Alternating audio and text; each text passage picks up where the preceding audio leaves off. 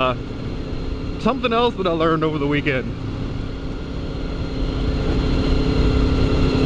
You know that old saying says, absence makes the heart grow fonder? Kind of coincides with people saying, you don't know what you've got until you lose it. Well, let's see, it's, Christ, it's Thursday now.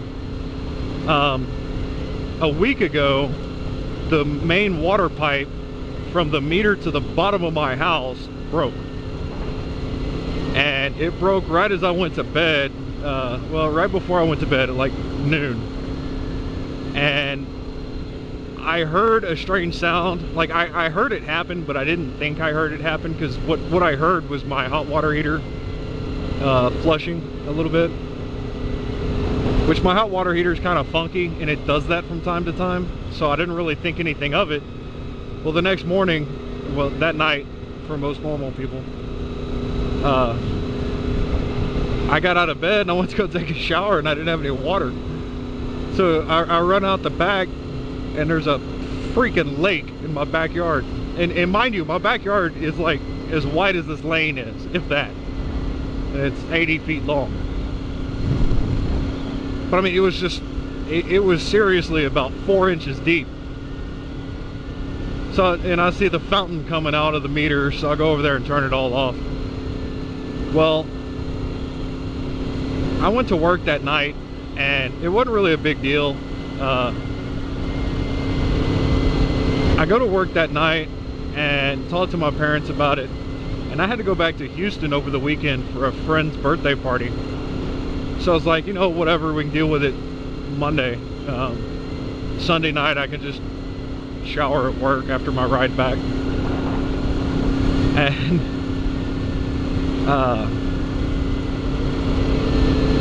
so I was like, hey, whatever, no big deal. You know, I got the water turned off, I'm good to go.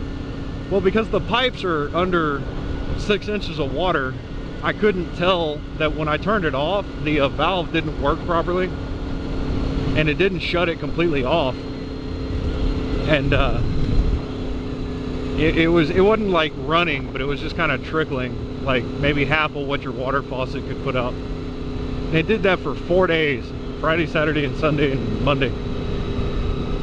Well, my father, the initial plan was that my father was going to come up on Monday, and we were going to go back there and get it fixed, because I don't have the tools, I don't really have the experience to fix it either. Well, Sunday or so, he decides that he can't come up until Tuesday. So I'm like, okay, I'll just take a shower at work.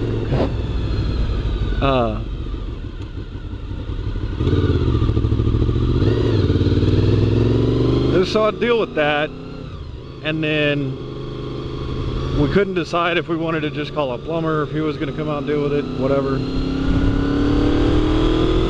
But we go back there and look at it, and the way the pipe was done, when it come out of the meter, it made a U-turn, and it was two 90-degree elbows, and went back to the house. And what happened is that the water pressure was so high that it pushed these two elbows apart, and it didn't actually break, it just kind of separated.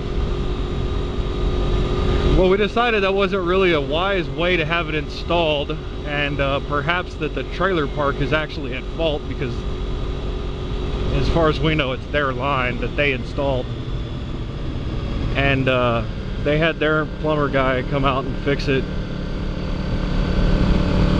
And I mean, we're willing to pay for like half of it, because it is on my side of the meter, so it is technically my responsibility. But it's still more or less their fault. So I think they're gonna split it. I won't know, I don't know yet. The office isn't open, it wasn't open yesterday either, so I haven't been able to talk to them. But I went back there and it's all covered in sand, and looks decent, you know, I've got water again, all that. But it spilled like somewhere between 15 and 18,000 gallons in this time period. And mind you, for about 6.5 to 8 hours, it was running wide open with just dumping into the backyard. And my water bill is usually like 10 bucks. I really don't use a whole lot of water. This month it's gonna be like 300. But like I said, they should pay for a fair amount of it. So it'll probably only be about 100 to 150. Yeah, you don't understand how nice it is to have running water until you can't take a shit in your own house and you can't even pour yourself a glass of water, you know. It's like fucking hell. It's irritating. Whoa, that's all dirty.